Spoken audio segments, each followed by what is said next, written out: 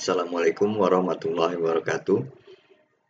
Pada kegiatan pembelajaran 4 ini, Bapak dan Ibu diminta untuk membangun sebuah DMZ server. Apa itu DMZ?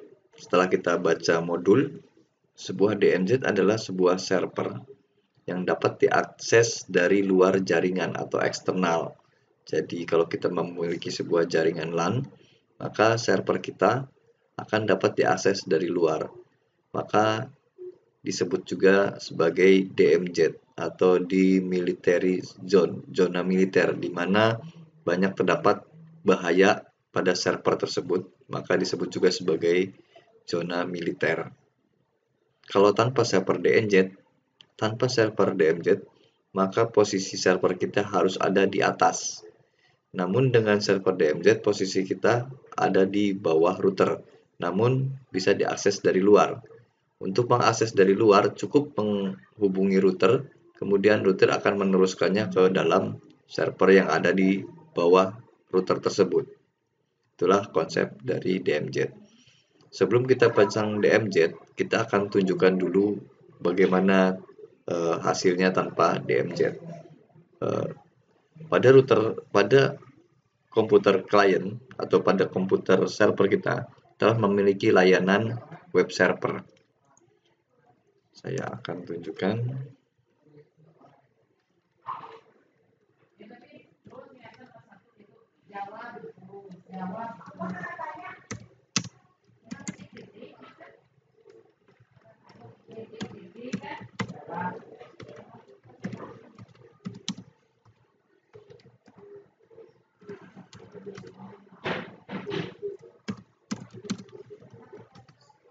Baik.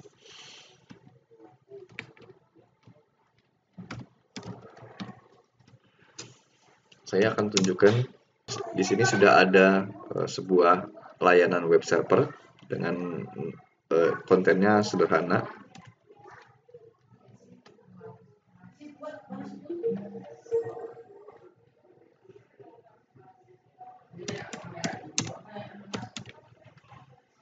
Nah, ini konten sederhana, default web server classroom. Nanti kita akan akses dari luar. Baik, itu cukup.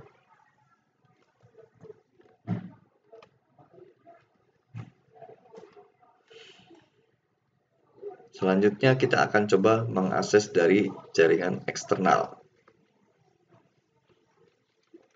Ya, berarti kita akan panggil alamat 100.1. Ya, kita menggunakan command prompt.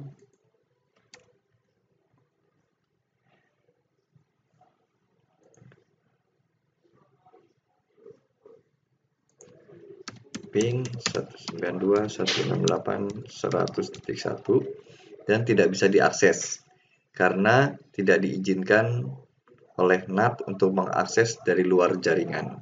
Jadi kalau saya tunjukkan gambar, tidak diizinkan dari jaringan luar untuk mengakses ke dalam jaringan server yang ada di dalam, karena kita belum melakukan konfigurasi DMZ.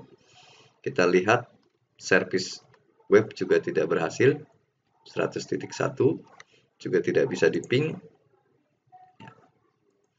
Begitu juga untuk router.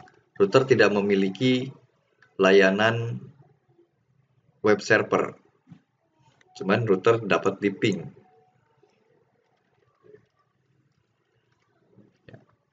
Artinya, kalau kita saksikan di sini, router bisa di-ping tapi tidak memiliki layanan web server.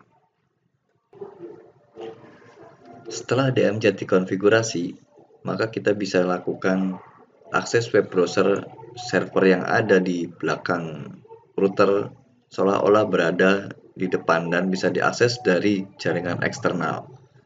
Jadi,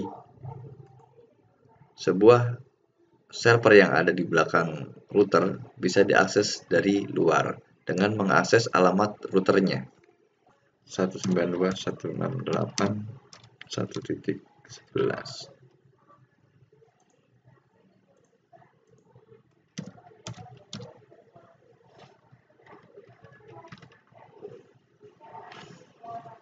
Begitu juga dengan SSH. Saya cukup memanggil alamat router,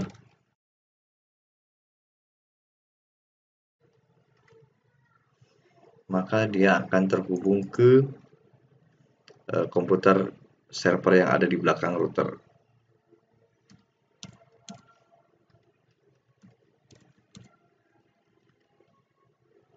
Kita lihat IP-nya.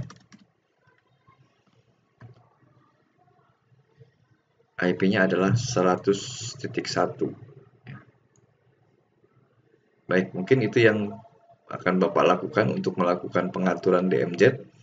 Dan untuk job sheet setelah disediakan, semuanya bisa mengacu pada job sheet atau lembar tugas yang telah disediakan.